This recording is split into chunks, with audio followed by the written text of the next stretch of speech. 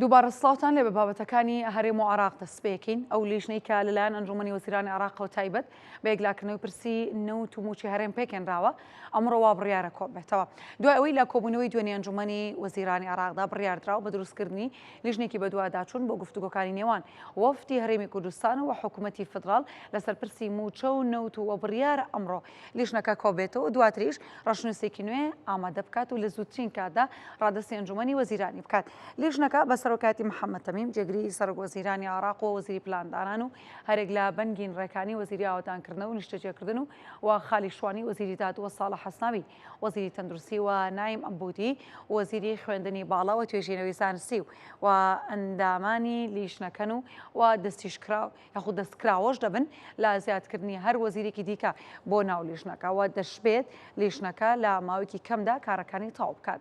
بڕیارە وەفتەکەی هەرێمی کوردستان تا ئێستا لە بەغدادن و بەردەوام دەبن لە گفتوگۆکردن و هاوکات لەگەڵ لیژنە وزاریەکی حکوومەتی عراقدا لەسەر هێڵ دەبن بۆ دۆزینەوەی ڕێگە چارێک بۆ پرسی موچە خۆرانی هەرێمی کوردستان.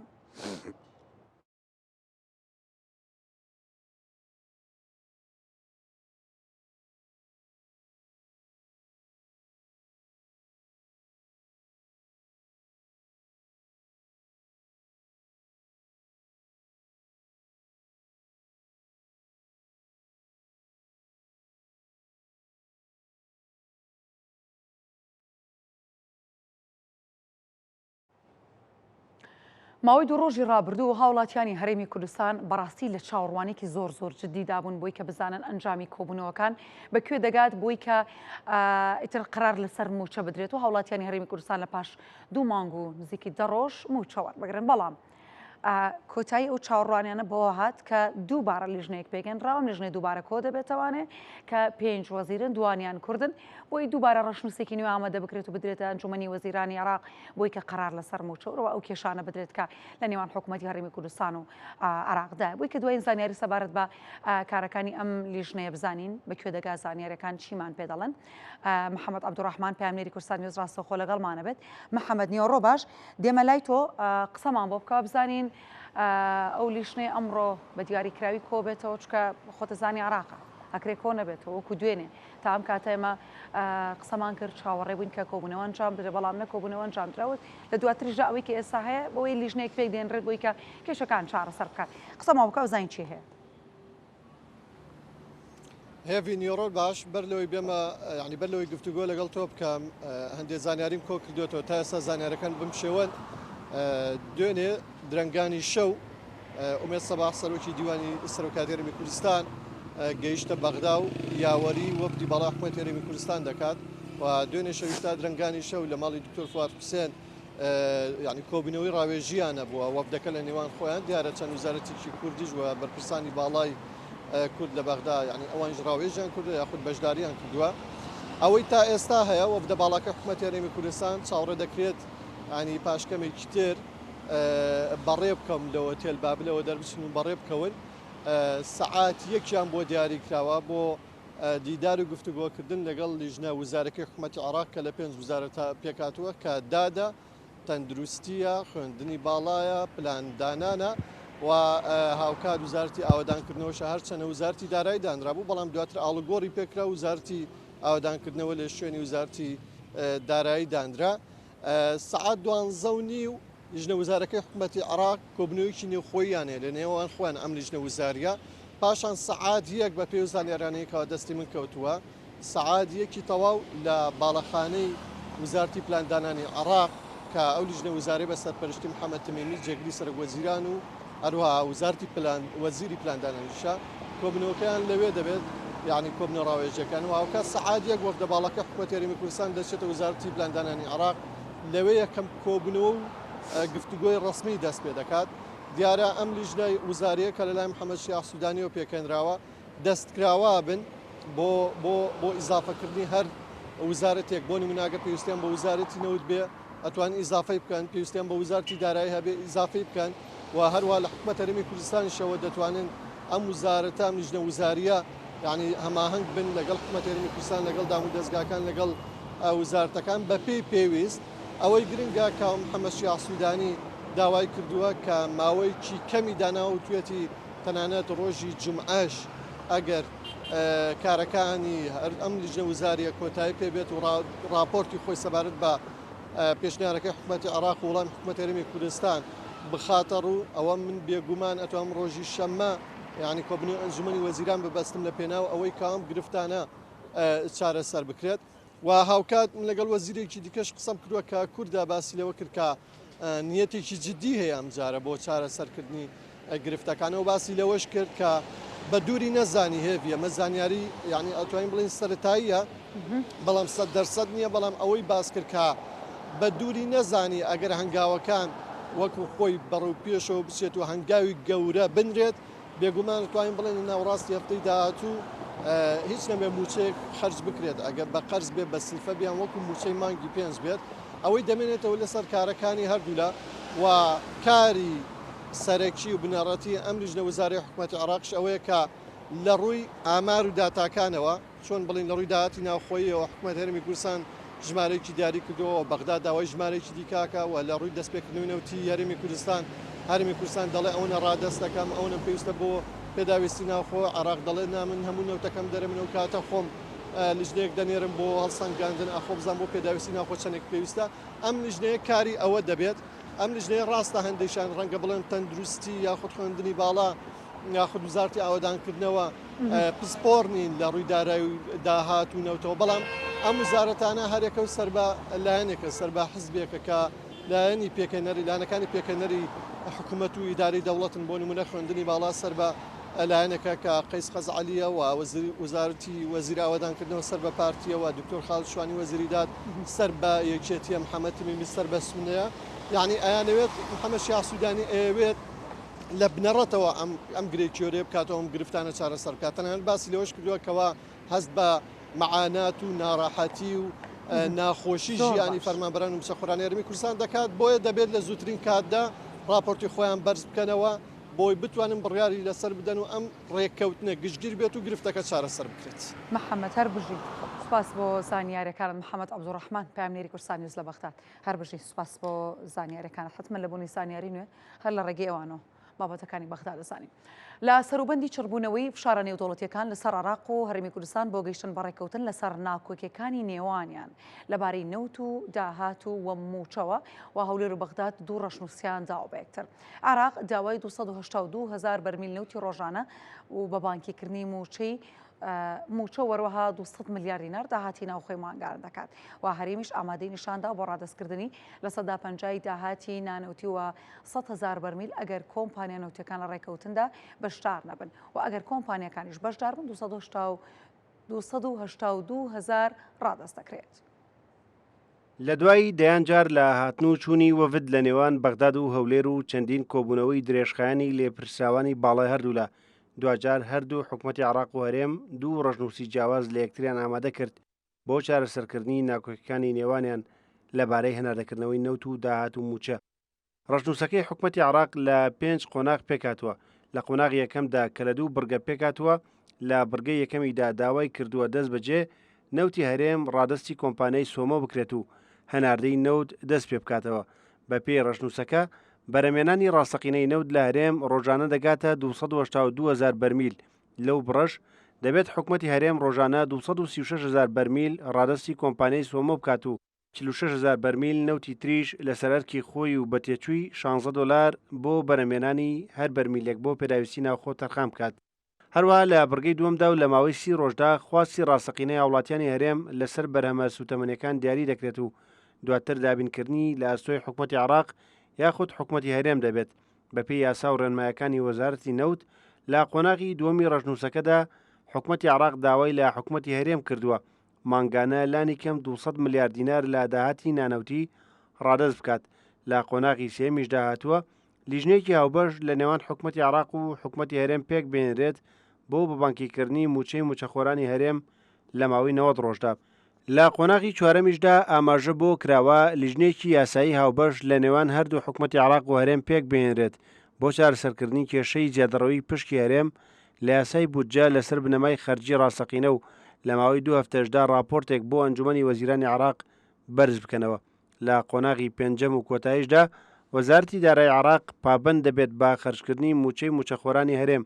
دوای جێبەجێکردنی چوار قۆناغەکەی پێشخۆی لە بەرامبەردا ڕەشنووسەکەی حکوومەتی هەرێم لا سێ قۆناغ پێکاتوە و لا قۆناغی یەکەمدا ئامادەیی نیشان داوە بۆ ڕادستکردنی 282,000 بەرمیلی ڕۆژانە و هەڵگرتنی 65,000 بەرمیل بۆ پێداویستی ناوخۆ لاگەری بەشداریکردنی کۆمپانیا نەوتیەکان لە ڕێکەوتنەکە. هەرێم ڕۆژانە 100,000 بەرمیل ڕادست دەکات تاکو و کێشەی کۆمپانیا نەوتەکان چارەسەر دەبێت. لە قۆناغی دووەمیشدا هەرێم ئامادەی نیشان داوە بۆ ڕادستکردنی لا 150 داهاتی نانەوتی دوای ئەوەی خەرجەکانی بەکارخستن و وەبەرهێنان و کرێی وێزگەکانی کارەبای لێ دەردەکرێت. لە قۆناغی کۆتاییشدا حکوومەتی هەرێم لەژێر ڕۆژنایی یاسای بودجە و بڕیارەکانی دادگای فیدراڵی داوا دەکات وەزارەتی دارایی عێراق بە زووترین کات موچەی مانگەکانی ئایار و حوزەیرانی هەرێم خەرج بکات و دواتریش مانگەکانی تر. گفتوگەکان لەسەر کێشەی موچە و هەناردەی نەوتی هەرێم لە نێوان بەغداد و هەولێر بەردەوامە و تا ئێستا هیچ کام لە ڕەشنووسەکان پەسەند نەکراون، بەڵام چاوەڕوان دەکرێت لە ئایندەیەکی نزیکدا هەردوو لە بگەنە ڕێکەوتن لەسەر ڕەشنووسێکی نوێ و لە ئەنجومەنی وەزیران دەنگی لەسەر بدرێت. ئەو گرژی و ئاڵۆزەی کە لە نێوان هۆزی هەرکی و هێزە ئەمنیەکانی هەولێردا ڕوویدا ئەمە وای کرد کوژرا و برینداری لێ بکەوێتەوانێ و چاوێکی زۆر لەسەر ئەم بابەتە بوو و باس لەوە دەکرێت کە لە بەیانی ئەمڕۆ تا ڕادێک دۆخەکە بە ئەهۆنی دەبینڕێ، بەڵام کێشەکان بە چارەسەر نەکراوی ماونەتەوە و خورشید هەرکیشکە یەکێکە لە کەسایەتەکانی ناو ئەو هۆزە تا ئێستا دەستگیر نەکراوە کە فەرمانی دەستگیرکردنی بۆ دەرچووە. گەیلان سابر پامنێری کورسانی نووس ڕاستەوخۆ لەگەڵمانە بووی کە زانیاریمان پێ بدا لەسەر ئەم بابەتە. گەیلان سڵاو لێ بێنی ڕۆ باش دێمە لای تۆ بزانین زانیاری نوێ چی هەیە سەبارەت بەم بابەتە و دۆخەکە ئەهۆنە یاخود نا؟ هێوی ینی لە بەرەبیان و تاکو ئێستا دۆخەکە ئاسایی بووتەوە دۆخەکە ئاسایی بێتەوە مەبەستمە ئەو لەوەیە تاکو ئێستا دەنجی ستەقێک نەبیستراوە لە بەرەبیانەوە ئاجنا هەردوو لایەن هەردوو هێز ئەمنیەکانی هەولێر ئەو لەگەڵ هێزەکانی عشرێتی هەرچیکە چەچیان لەدەستا لە بەرامبەر یەکن تاکو ئێستا هیچیان نەکشاونەتەوە. ئەو دانستانی کرابوو وەفتێکە لە بەرەبیان کاژمێ سێی دوای باڵێن سێی بەرەبیان چوونە لای خوشتی هەرچی ببێ ئەنجام هاتوونە دەرێ خوشتە هەرچی تاوکو ئێستا دەژیر نەکراوە. دوایین زانیاری ئەوەیە کە هێزەکانی باڵێن ئەوەی کە لە دەوروبەری پاڵپشتی خورشید هەرچی دەکەم لە دەوروبەری ماڵی ئەو جێگیر بوونە لە بەیانیەوە ساتریان دروست کردووە لە بەرامبەر هێز ئەمنیەکان و داوا لە هێز ئەمنەکان دەکەن بکشێنەوە. دوایین زانیاری کەلامانە ئەوەیە دەڵێن تا 6 سعاتی دیکە چاوەڕێ دەکەن کە هێز ئەمنیەکان بکشێنەوە. ئەگەر نەکشێنەوە ئەوە ینی کاردانەوەی خراپیان دەبێت. بێگومان کاردانەوەی خراپ واتە دروستبوونی شەڕ و شەڕەتەقە و ڕوبەڕووی ئەوی هێز ئەمنیانە دەبنەوە. هێوی هێز ئەمنیەکانی هەولێر زۆر و زۆر هەم لە پۆلیس ئاسایش با بڵێن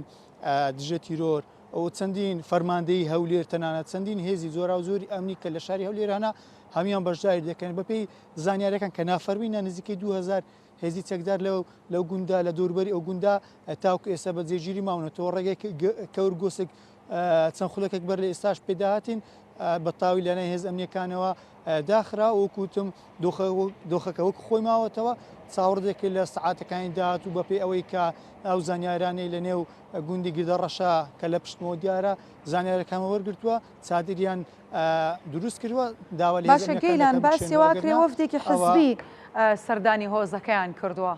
ئەمە دەتوانێت کێشەکە چارەسەر بکات؟ بەڵێ بەڵێ. زانیاری چیە سەبارەت بۆ سەردان؟ هێوی کێشەکان چارەسەر نەک ئەو وەفدە حزبی و حکومی بوونە لە سەی بەرەبیانەوە سەردانی خورشید هەرچیان کردبوو کۆبوونیان کردبوو داوای ئەویان کردبوو کە هێزەکە بکشێنەوە بڵاوان پێ بکرێ ئەوەی لە دەوروبەری خورشید هەرچی و ماڵی خورشید هەرچی بە دیاریکراوی گوندی گردەڕەشەنە و ئەو خورشید هەرچیش خۆی ڕادست بکە بەڵام ئەوەی کە زانیارە هەمانە بەدەستمان گەیشتووە ئەوە بە ئەو داواکارانەی ئەو وەفدە حزبی حکومیە هەبووە ڕەت کراوەتەوە بە دەست بەتاڵی گەڕانەوە هەولێر بۆیە دوخەکە وەکو خۆی ماوە ئەوەی جیاوازە لەگەڵ دوێنێ ئێوارەوە ئەوەیە شەڕەتەقە ڕووی نەداوە تاوکە ئێستا کەس لە بەیانی و تاکو ئێستا بریندار نەبوو جێن لە دەست نەداوە ئەوەی کە جا لە دەزان هەبوو دوو کەس بووە لە ئێوارەوە لەگەڵ 5 کەسیش بریندار بوونە گیان لە دەستداوەکانی هێز ئەمنیەکان دانەیەکە و لەگەڵ ئەو کەسانێکە لە دەوروبەری ماڵی خوش هەرچیش بوونە کەسێ چەند باشە گەیلان ئەو ناوچەیەکە لەژێر دەستی هۆزی هەرکیە ناوچەیەکی بەرفراوانە و هێزانەکان نەیانتوانیوە کۆنتترۆلی دۆخەکە بکەن یاخود لەکوێدا ناوچەیەکی بەرفراوانە هێزانەکان نەیانتوانیوە ئەم بابەتە چارەسەر بکەن ناوچی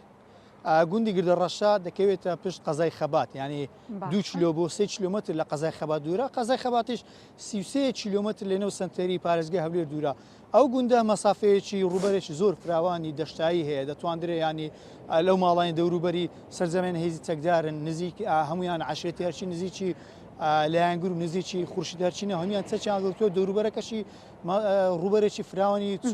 چۆڕێوانی هەیە پانتایەکی فراوان هەیە لەوێ ساتریان وەکوتم دروست کردو و بەرامبەر هێز ئەمنیەکان وەستاونەتەوە گەیلان هەر بژی سوپاس بۆ زانیاریەکانت لە دوای 26 ساڵ بۆ یەکەم جار عەبدوڵڵا ئۆجەلان ڕێبەری زیندانی کراوی پارتی کرێکارانی کوردستان پەکەکە پامێکی ڤیدۆی بۆ ڕایگەشتی لە چوارچێوەی بانگەوازی ئاشتی و کۆمەڵگەی دیموکراتیدا بڵاو کردە و ڕایگەاند باوەڕی باهێزی سیاست و ئاشتی کۆمەڵایەتی هەیە نەک لە بەردەوامی خەباتی چەکداری و ڕاشیگەاندەوە داوا لە هەمووان دەکات ئەوانیش ئەو پەیامە بۆ ئاشتی بکەنە ڕێبازی خۆیان و گەلی کورد و وتیشی پێداگرە لەسەر بانگەوازە مێژوویەکەی 27 شوباتی 2025 بۆ ئاشتی و کۆمەڵگەی نێودەوڵەتی ئەو لە دوانی عەبدوڵڵا ئۆجەلان لە کاتێکدا کە بڕیارە لە چەند ڕۆژی داهاتوودا یەکەم گروپی پەکەکە چەکەکانیان لەناوبەرن.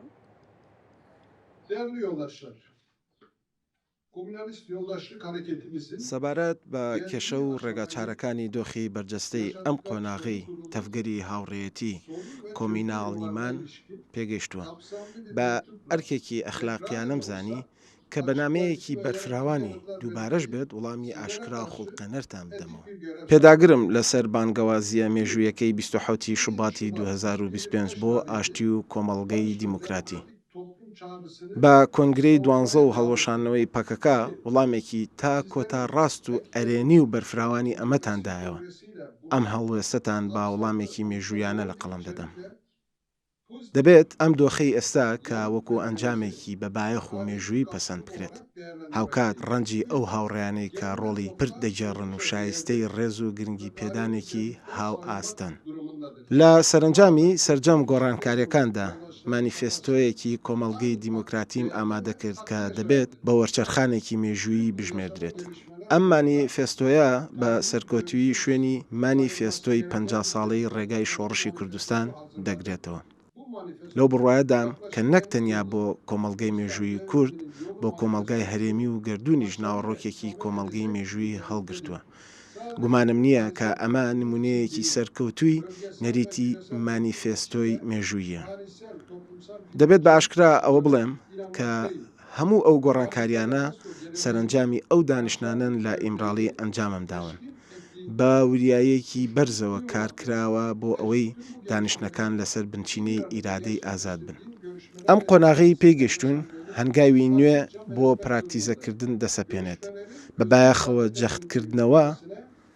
تێگەشتن و پابەندبوون بە بنەماکانی ئەم قۆناغا و ئەم هەنگاوە پێویستیانە گرنگێکی مێژوویان هەیە مەرجی درێژە پێدانن بە هەنگاوەکان. لێرەدا کۆتایی بە تەفگەری پەکەکە دەهێنین کە وەک کاردانەوەیەک لە دژی نکۆڵیکردن لە هەبوونی کورد دەرکەوت و بە ئامانجی دامەزراندنی دەوڵەتێکی جیا استراتیژیەکی شەڕی ڕزگاری نەتەوەیی بوو. ئیدیدان بە هەبوونی گەلی کوردانرا و لەم سۆنگەیەوە ئامانجە سەرەکیەکەی بەدی هاتووە. لەم واتایەدایە کە ماوەکەی بەسەر چووە. ئەوەی تر بە دووبارەیەکی زۆر و چەقبەستن هەڵدەسەنگێنرێت. لەم سۆنگەیەشەوە درێژە بە ڕەخنە و ڕەخنەدانی بەرفراوان دەدات. بەو پێی سیاست بۆشایی هەڵناگرێت دەبێت ئەو بۆشاییە بە بەرنامەی ئاشتی و کۆمەڵگەی دیموکراتی بە استراتیژی سیاسەتی دیموکراتی و وەک تەکتیکی سەرکێش بە حقوقی گشتگیرانە پڕ بکرێتەوە. ئامانجمان قۆناغێکی مێژووی و چارەنووسازە. لە چوارچەوەی پرۆسەکەدا ئارزومەندانە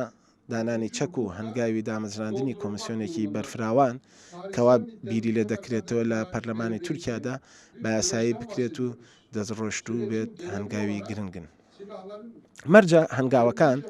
بە وریایی و هەستیاریەوە دوور لە لۆژیکی نەزۆک و ململانەی من و تۆیی بنێرێن. دەزانم کە هەنگاوەکانمان مایە پووز نابن.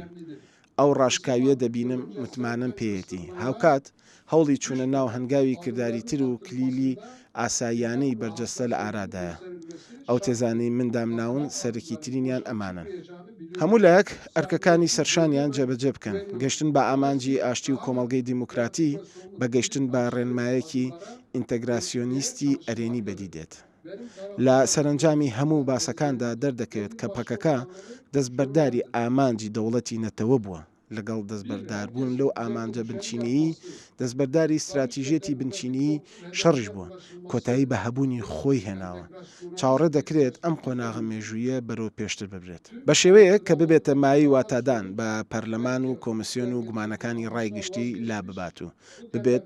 بە وەڵامی پێویستیەکانی جێبەجێکردنی بەڵێنەکانمان.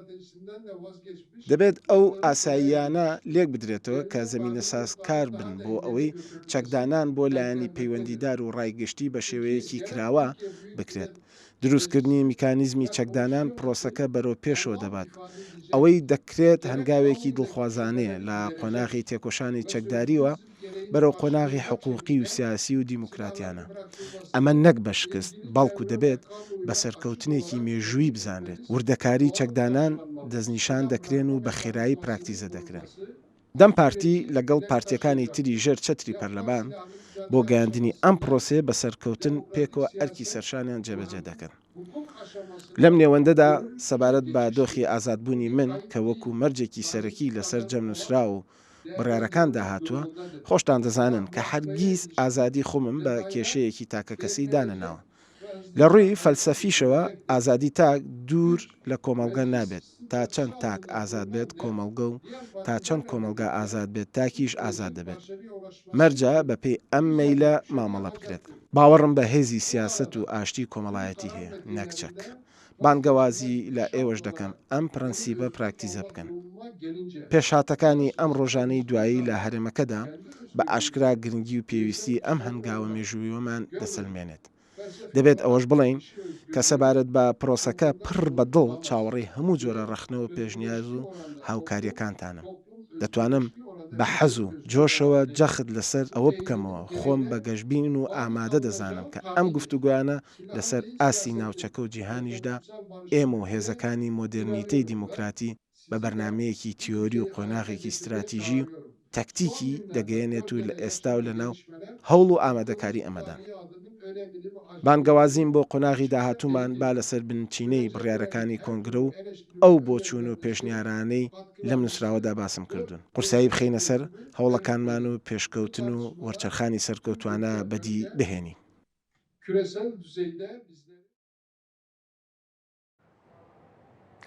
پامەکە عەبدوڵڵا ئۆجەلانمان بینی کە لە ڕێگەی پامێکی ڤیدیۆیەوە خۆی لە دوای 27 ساڵ باسیەوە کاتکاڵێت تەفگەری پەکەکە کۆتایی پێهاتووە و کار بە هێزی سیاست دەکەین و ئەوەی کە پێویست بۆ لە ڕابردوودا کردومانە و ئێستا قۆناغێکی نوێ هاتۆتەکایەوە کە پرۆسی ئاشتیە دەمانوێت کار لەسەر ئەمە بکەین. زیاتر لەسەر ئەم بابەتە ئاوەسین لەگەڵ بەڕێز مەحموود خۆشناو چاودێری سیاسی جەنابی ڕاستەوخۆ لە هەولێر و میوانیم کاتژمێرەی هەواڵن. بەڕێز کاک مەحموود سڵاو لێبێ، سوپاس بۆ ئامادەبوونی جەنابەت. پامەکە عەبدوڵڵا ئۆجەلانمان بینی کە باسیەوە کاتەڵێ ئیترش پاکەکە کارەکانی کۆتایی هاتووە و وا بڕیارشە لە چەند ڕۆژی داهاتوودا بەدەر لە چای میدیاکان بەشێک لە گەریلاکانی پاکەکە چەکەکانیان دابنێن. دەمەوێت ئەوەی کە تۆ بینیوتەوە خوێندنەوەت بۆ کردووە گەیشتوتە چی لە پامەکە عەبدوڵڵا ئۆجەلان؟ سەرەتا بە سوپاس بکەم بۆ ئەو بانگێشتە و سوپاسی بنێرانی کورسات. کڕۆکی بانگێشتنامەکەی بەڕێز ئۆجەلان بریتیە لە ئاشتی و کۆمەڵگای دیموکراسی. پێدەچێت بەڕێز ئۆجەلان گەیشتوێتە ئەم قەناعەتە کە قۆناغی ئێستا و داهاتووی تورکیا بەندە بە کۆمەڵگای دیموکراتی. کۆمەڵگای دیموکراتی بە پێی فکر و دیدگای ئۆجەلان ڕوون و ئاشکرایە. هەرچەندە گۆڕانکاری بەسەر دیدگای ئۆجەلان بۆ داهاتووی تورکیا گۆڕانکاری بەسەر داهاتووە، بەڵام هەرشتا بنەما سەرەکیەکانی دەستپێکردنی کاری سیاسی خۆی و پارتەکەی گۆڕانکاری ئۆتۆی بەسەردا ناتوە. ئەمە ئاماژەیەکە بۆ ئەوەی ئەم گۆڕانکارانی ناوچەکەن دەوروبەری تووچیا ڕوویانداوە ڕاستەوخۆ گەیشتووە بە بەڕێز ئۆجەلان و نیشانەیە تریشێ ئاماژەیە تریشەیە کە بەڕێز ئۆجلان هەر ئەوە نییە لەگەڵ تیم یان ناردەی یان شاندی دەمپارتی و شاندەکانی تر گفتوگویان کردبێ و لە ڕێگەی شاندی دەمپارتی یان شاندی ئیمرالی ئەوەی کە وا پێناسەکراوە کە لە سێ گۆشەی هەرێمی کوردستان قەندیل ئەنقەرە هاتوچیان کردبێ و گفتوگویان کردوێ بۆ ئەوەی بە دیدگایکی هاوبەشی تازەی پرسی کورد لە تورکیا بگەن بە ئەنجامێک و ئەو ئەنجامە بە بەرنامەی کاری داهاتووی ئەم سێ گۆشەیە. ئەوە نیشانەی ئەوەیە کە کۆبنەوەی چڕ و پڕ کراون بە چڕی ئۆجلان لەگەڵ دەوڵەتی تورکیا کۆبنەوەی کردووە گەیشتووە بە ینی زمینەیەکی بۆ داهاتووی تورکیا ڕخساندووە زمینەی بۆ پرۆسی دانوستان ڕخساندووە ئەم زمینەیە هەر ئەوە نییە لە ئەستۆی شاندەکەدا بێت پێدەچێ لە پشت ئەم شاندا هاوتەریب لەگەڵ ئەم شاندا دانوستانی چڕوپڕی ڕاستەوخۆی نێوان ئۆجلان و دەوڵەتی تورکیا هەبوو بێ بۆیە ئەگەر سەیری هەنگاوەکانی ئۆجلان بکەن لە دەرەوەی تەوەقوعی بەشێکی زۆری چاودێران و سیاسەتمەدارانی کورد و غیرە کوردیش بووە و تەنان سیاسەتمەدارانی کورد بینیمان دەوڵەت باخچەلی کە هات باگەشتنامەکەی ڕاگەیاند و دەست پێشخەرەکەی ڕاگەیاند ئەم دەست پێشخەرەی باخچەلی بە دیدگای من بۆچوونی من بۆچوونی بەڕێز ئەردۆگان بووە بۆچوونی دەوڵەتی تورکیا بوو بەڵام بۆ دەوڵەتی تورکیا ئەم دەست پێشخەری ڕانەگەیان من پێم وا بچکەم گا قۆناغی شەڕ هەبووە هێزەکانی سوپای تورکیا لەو ناوچان لەگەڵ گەریلەکانی پەکەکە لە شەڕدا بوونە تورکیاش وەکو عقیدەی سیاسی تورکیا عقیدەی سەربازی تورکیا ناوێ بڵێ ئەمە پاشەکشەی تورکیا بۆ لە ڕووی سەربازیەوە بۆیە پەنای بۆ پرۆسی ئاشتی بردووە بۆیە باخچەلی دێ ئەم باگەشتنامەیان ئەم دەست پێشخەریە دەخاتە ڕوو و هاوتەری بەگەڵ ئەم دەست پێشخەرە پێدەچی بەر لەوە کەونە ئەوەی ئێستا ئەو کورتە ڤیددیۆی کە بەڕێز ئۆجلان کورتە ڤیددیۆکەی بەڕێز ئۆجلان بڵاو کرایەوە ئەمە نیشانەیەکی ترە کە پێشتر ئەوان ڕێگر بوون لە بەردەم ئەوەی کە کورتە ڤیددیۆیەکی ئۆجلان کە لە پەیامی یەکەمی لە 27 شوبات کە بەڕێز ئۆجلان نێت بە کورتە ڤیددیۆیەک تەنانەت بە نووسرا و بە ئەوان کە شاندی دەمپارتی شاندی ئیمرالی بانگەشتنامەکەی ئۆجلانە خیندەوە بۆ چەکدانانی پەکەکە و دوجارش کۆنگرەی 12 پەکە ینی هەموو ئەو گۆڕانکاری خێرانەی لە نێوان وەکۆی باسم کرد ئەم بەلانیکەم ئەم دوانە یعنی ئەم سێ گۆشەیە شاندی ئیمرالی دەوڵەتی تورکیا لە ئەنقەرە و قەندیل و بە هاوکاری هەرێمی کوردستان چونکە هەرێمی کوردستانیش لایەنێکی سێم بووە لایەنێکی چوارەم بووە ئەگەر دەستەواژەکە دروست بێ بۆ ئەم گفتوگوانەی نێوان قەندیل و ئەنقەرە ڕۆڵی ئۆجلان ئەمە دەیڵێم ئەگەر ئۆجلان نەبوایە باشە ئۆجلان دەست پێشخەر نەبوایە ئۆجلان ڕەزامەند نەبوایە ئۆجلان پرۆسەی ئاشتی و دیموکراتی تورکیای نەبڕی بێتەوە پێشوەخت قسەی لێ نەکردبێ و لەگەڵ دەوڵەتی تورکیا گفتوگۆی سڕ و پڕی لەسەر نەکردبێ نەدەگەشتە ئەم قەناعەتە و نەیدەتوانی بانگەشتنام داوا لە پەکەکە بکە کە چەک دابنێن و بەرەوە قۆناغی دواتر بڕۆن و وەڵامدانەوەی پەکەکەش بەو خێراییە و بەستنی ئەم کۆنگرە نیشانەی ئەوەیە کەوان پابندن یەک بە ئۆجلان دووش پەیامی ڕاستەقینیان پێگەیشتووە کە کۆمەڵە گۆڕانکاری بەلایانی کەم کورد و پەکەکەەوە خودی عەبدوڵڵا ئۆجلانیشە بەڵام لە بەرامبەردا تورکیا هەیە تورکیا ئەو متمانەی هەیە کە بەڕاستی بهێڵێ پرۆسی ئاشتی بگاتە مەنزڵ هەر ئەمڕۆ میدیاکانی تورکیا بە عەبدوڵڵا ئۆجلان دەڵێن سەرۆکی تیرۆریستان ناکرێت نازانین چۆن خنەوە بۆ بکەین چۆن لەمە تێدەگەین تورکیا متمانەکەی بەشی ئەوەندە هەیە کە ئەمجارە بەڕاستی پرۆسی ئاشتی بگاتە شوێنی خۆی وتاری فەرمی تورکیا هەروە بووە یعنی ئەمە بەش ئەمە بۆ ڕاگررتنی هاوسەنجە لە نێوان گفتوگۆکانیان و لەگەڵ ئەو کەسانی کە لایەنگرانی پارتە دەسەڵاتدارەکانی تورکیا بە تایبەتی جەهەپە مەهەپە ئەکەپە ئەو سێ پارتن بەوە ناسراون کە کار لەسەر ئەم ئاراستەیە دەکەن کار لەسەر پرسی کورد دەکەن لە زۆر بوار یعنی تەنانەت لە هەڵبژاردن پرسی کوردیان بەکارهێناوە لە پێکەنانی حکوومەت و پەرلەمان پرسی کوردیان بەکارهێناوە لە تعدیلی دەستور لە هەموارکردنەوەی دەستور پرسی کوردیان بەکارهێناوە بۆیە ئەمە وتاری فەرمی دەوڵەتی تورکیا و پێشم وانە دەوڵەتی تورکیا دەستبەرداری ئەم وتارەی بێ تەنانەت لە قۆناغا پێشکەوتوەکانی ئاشتیش بەڵام هێشتا زووە ئێمە باز لەوە بکەین کە ئەم پرۆسەیە گەشتبیت بە ئەنجام تا ئێستا نە ئەو کۆمیسیۆنەی کە پێک هاتووە بۆ ئەوەی هەمواری کۆمەڵە یاسا بکرێ هەمواری دەستور بکرێ پرسی ئاشتی بە فەرمی لە تورکیا بخرێتە قۆناغی جێبەجێکردن و ئەم کەسانێک کە حکمی یاساییان بۆ دەرچوو ئەم کەسانی کە لە زیندانن سەروی 30,000 کەس بە تۆمەتی پاڵپشتی پەکە و لایەنگری پەکە لە زینداندان بە تۆمەتی تیرۆر لە زینداندان و ئەوانش کە لە قەندیلن بە شێوازێک مامەڵیان لەگەڵ دەکرێت دەگەڕێنەوە بۆ خاچی تورکیا یان دەچێن بە وڵاتی سێم سەرکردەکانیان چارە نووسیانچیا ینی ئەمانە هێشتا گفتوگۆن بەڵام لە سەرەتاوە وەکو دەست پێشخەریەک لە سەرەتاوە وەکو دەستپێکێک دەتوانین بڵێن لە پرۆسی ئاشتی ئاماژەکان باشین لە دەرەوەی ئەم وتارە فەرمیێ دەوڵەت تورکیا کە من پێم وایە ئەگەر تورکیا بێوێ ئارامی و دڵنەوایی بۆ کوردانی تورکیا دروست بکات پێویستە وتارەکەی خۆی بگۆڕێت چکە ئەم پاڵپشتی کوردانی تورکیا لە ژێر ئەم وتارەی دەوڵەتی تورکیا نایەتە دی یعنی ئەمان هەمیشە دڵ ڕاوچێ لە ناو کوردانی تورکیا ئەمە بەردەوام دەبی و دڵ ڕاوچیەکان بەردەوام دەبن ئەگەر گۆڕانکاری لە وتاری فەرمی تورکیا ڕوونەدا بە تایبەتی ئەو دەستەواژانەی تیرۆر یان کۆتای هێنانی تیرۆر چکەوان لە ژێر ناوشانی کۆتای هێنانی تیرۆر لە تورکیا باز لە گفتوکانیان دەکەن لەگەڵ قەندیل. کاک محمود بە جێگەیاندنی پرۆسە ئاشتی بە فعلی کورد دەتوانێت بێ بە خاوەنی چی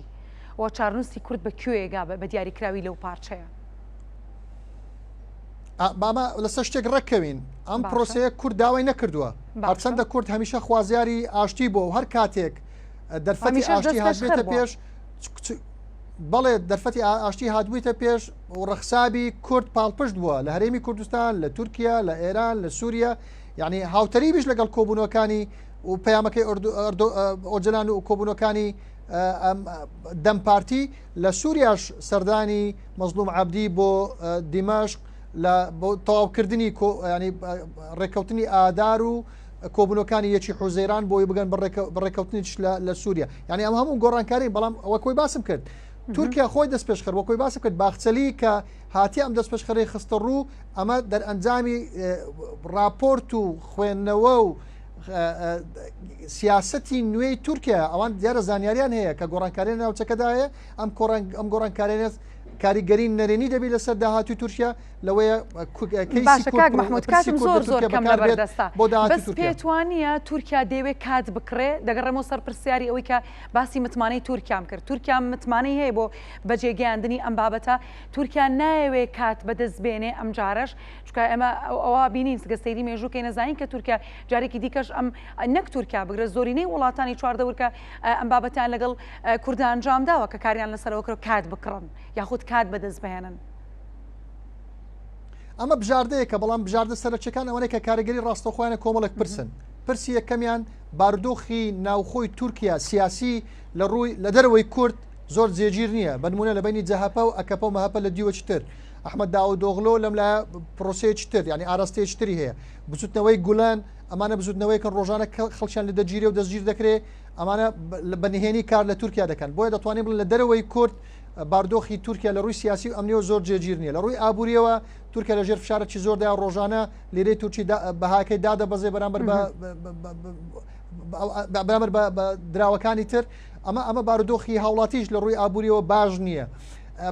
گۆڕانکاری ناوچەکە ڕوویداوە پرسی کورد لە سووریا لە عێراق بە ئاراستێکدا گەیشتووە یعنی ئەوان ناتوانن ڕوبەڕووی ببنەوە فشاری زۆریان هەیە ئۆکرانیا و رووسیا فشارەکانی ئۆروپا لەسەر رووسیا کە هاوپەیمانی لە هەمان کە تورکیا هاوپەیمانی ئۆروپا لە ژێر حلفی ناتۆ هەمان کاتیش هاوپەیمانی رووسایە یعنی ڕاگررتنی ئەم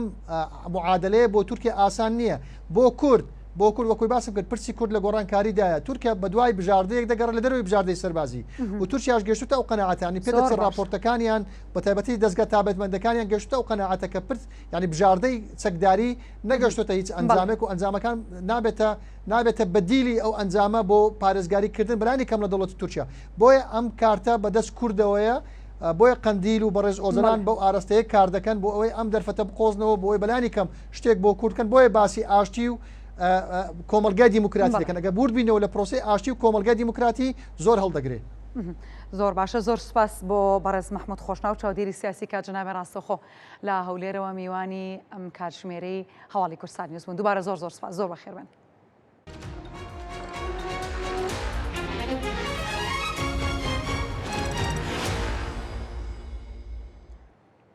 لە چینە هەڵەبجە فەرمانی دامەزراندن بۆ 75 کەس دەرچووە سەلاح جەمیل پامنێری کورسان نیوز ڕاستەخۆ لەگەڵمانە بە زانیاریمان پێدا سەبارەت بە ئەم بابەتە سەلاح نیۆڕۆ باش دێمە لای تۆ قسەمان بۆ بکە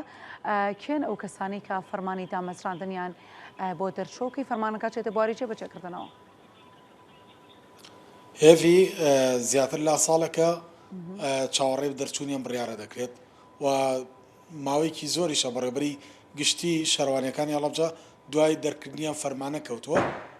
ئەوەی کە بینرا ئەمڕۆ فەرمانەکە دەرچوە و بڵاو کرایەوە بۆ قسەکردن لەسەرەوەی کێیە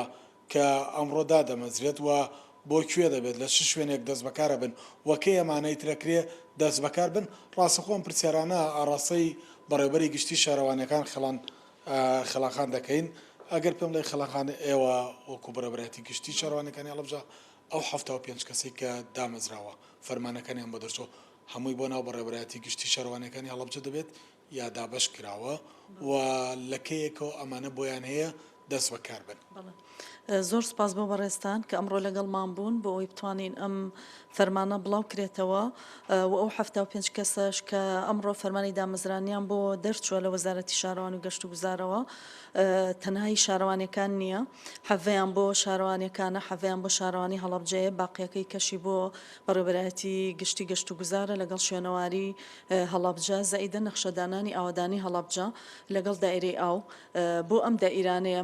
75 کەسە بەڵام ئێمە وەکو خۆمان و شارەوانیەکان ئینشاڵڵا یەکشەمە دەست بەکاربوونیان بۆکەین لە پێیجە بڵاومان کردوێتەوە کە سەردانمان بکەن و دائیرەکانی کەش ئەوەی ئێستا ناوم بردن ئەتوانن ئەو کتابی بڵاومان کردوێتەوە بۆ ئەوانیشە توانن ئەوانیش بانگیان کەن و بە پێی مەجای خۆیان دەست بەکاربوونیان بۆ بکەن و ئێمە ئەم کتابە لە ڕاستیان نزیکی 2 مانگە بێت کە بە دوواداچوونەکەین و بە هەفتەیەک زیاترە بێ زۆر بە چڕی سەردانی وەزارەتم کردو 2 جار لەوانێت 10 جار زیاتر پەیوەندیمان کرد بێت ڕۆژانە تاوەکو جەنابی وەزیرکەی لەوێ بێت و واژۆکەمان بۆ بکە ئەمڕۆ بەسپاسەوە واژۆکەی کردو و بڵاومان کردوێتەوە ئینشەڵڵا ئەم فەرمانبەرانەی کە دامەزرێن هەمویان بە پێویستی دائیرەکان داواکراون و بتوانین ئینشەڵڵا سوودیان لێ وەرگرین و ئەو کەم و کورتەی کە بۆمان دروست بووە لە کەمی میلاکات لە سەبەبی ئەوەی کە زۆربەی مۆزەفینمان خانەنشین بوون دائیرەکانمان تازن پێویستمان پیانەی ئینشەڵڵا بتوانین سوودیان لێ وەرگرین و هەروەها ئەم فەرمانبەرانەش لەسەر داهات تاعین بوون ئینشەڵڵا تووشی کێشە نەبن و ئەم قەیرانەش هاتووە ئینشەڵڵا بەیانی هەواڵی خۆش بیسین و ئەوانیش تووشی ئەو کێشانە نەبن کە فەرمانبەرانی ئێستا تووشی بوون بە حەڤە کارمەند کە تازەوە ئەمڕۆ بۆ دامەزراوە کێشەی میلاکاتە تەواو چارەسەر بێ یانا تۆ پێویستە بە چەندێکی دیکە میلاکەیە بۆ ئەوەی کە کێشەی کەمی فەرمانبەر لە ناو بەڕێوەبەرایەتیە گشتیەکەدا چارەسەرکەی مەبەستم ناو بەڕێوەبەرایەتیە نەک شارەوانەکانی خوڕماڵ و بیارە و بە مۆتۆیڵەکە عایدی تۆن بەس ناو بەڕێوەبەرایەتی گشتی نەخێر لە ڕاستیام ڕێژەی کە بۆمان دامەزراوە زۆر کەمە ئێمە وەکو خۆمان داوای نزیکی 170 کەسمان کرد بۆ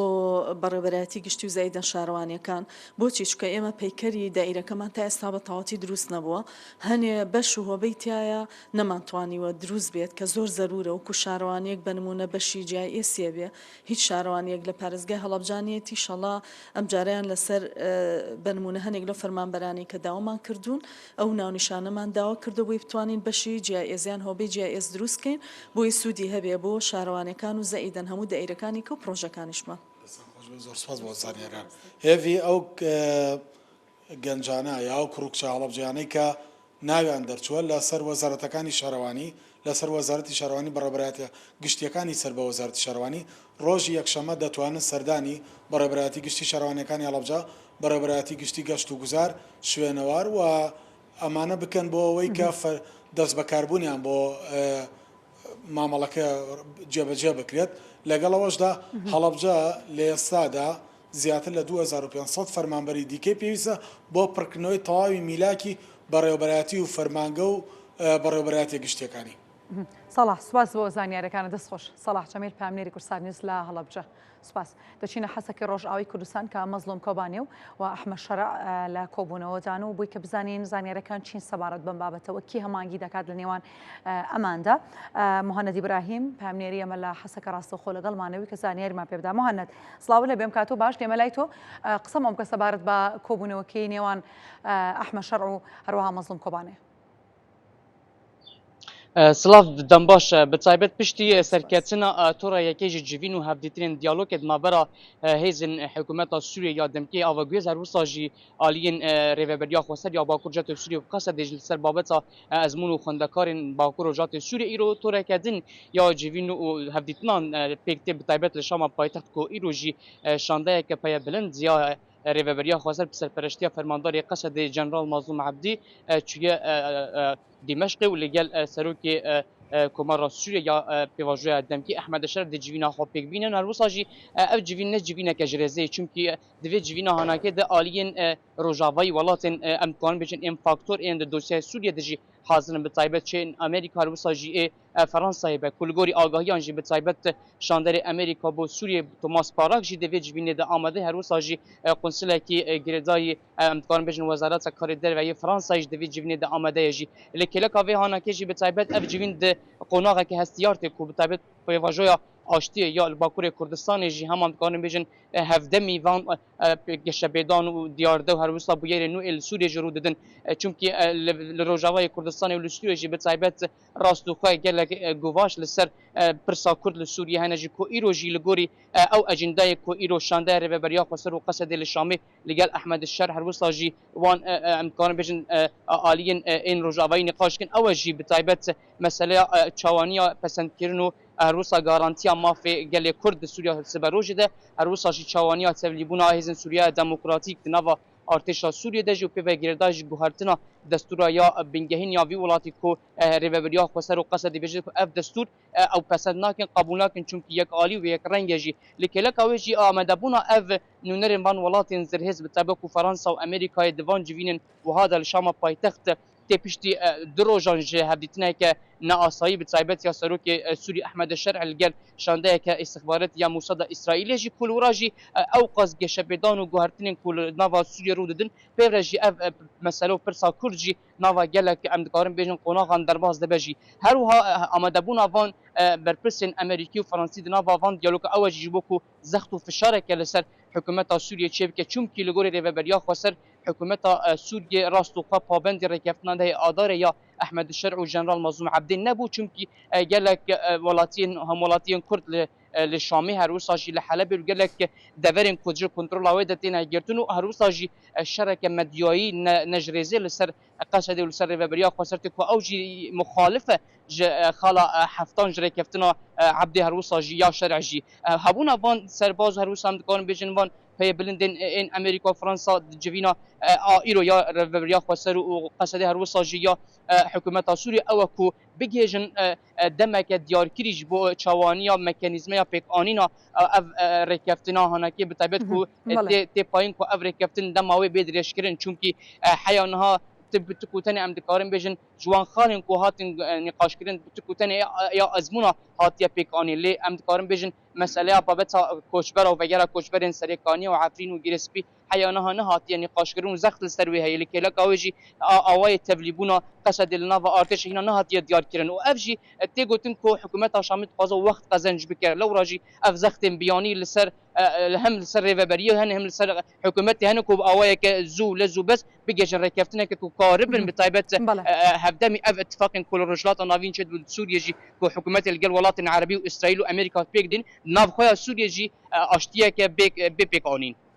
مهند إبراهیم پامنێری کورسان نیوز لە حەسەکی ڕۆژاوی کوردستان سوپاس بۆ زانیاریەکانت دەستخۆش ماندوو نەبی. میدیاکان ئیسرائیل ڕایانگەیاندووە کە چاوەڕێ دەکرێت کۆبوونەوەکی نێوان بنیامین ناتانیاهۆ سەرۆکوەزیرانی ئیسرائیل و ئەحمەد شەرع سەرۆکی سووریا لە واشنگتن ئەنجام بدرێت. کەناڵی 24 ئیسرائیلی بڵاوی کردوتەوە چاوەڕێ دەکرێت دوو کۆبوونەوە لە نێوان ئەحمەد شەرع و ناتانیاهۆ لە نەتێگرتوەکان و کۆشکی سپی لە دوو کاتی جیاواز ئەنجام بدرێت. وەڕاشیگەیاندووە کۆبوونەوەی شەرع و ناتانیاهۆ لە مانگی ئەیلولدا لە نەتێگرتوەکان ئەنجام دەدێت و هەروەها ئەو کۆبوونەوەیە کە پێشبینی دەکرێت لە کۆشکی سپی ئەنجام بدێت ئیمزای ڕێکەوتنی ئەمنی نێوان ناتانیاهۆ و شەرع بە سەرپەرشتی دۆناڵد ترامپ سەرۆکی ئەمریکا لەخۆ دەگرێت بەبێ ئەوەی کە کاتەکەی ئاماژە پێکراوە بێت. هەر بەپێی زانیاریەکانی ئەو کەناڵە ئەمە هەنگاوی یەکەم دەبێت بۆ ڕێکەوتنی ئاشتی و ئاسایکردنی پەیوەندیەکانی نێوان دیمەشق و تەلەڤیڤ. وەلای خۆیەوە ماڵپەڕی ئیسرائیل هایۆم بە پشتبەستن بە سەرچاو نزیکەکانی کۆشکی سپیاشکرای کردووە. نێردراوێکی دۆناڵد ترامپ گەشتی کردووە بۆ دیمەشق بە ئامانجی تەواوکردنی ڕێکەوتنی ئەمنی نێوان ئیسرائیل و سووریا لە ماوەی چەند ڕۆژێکدا. ماڵپەڕەکە ئاماژەی بۆش کردووە کە دۆناڵد ترامپ بە نەتانیاهۆی ببورن ڕاگەیاندووە ڕێکەوتنی نێوان ئیسرائیل و سووریا لە بەرامبەر ڕازیبوونی ئیسرائیل بە ڕێکەوتنی کەرتی غەزە.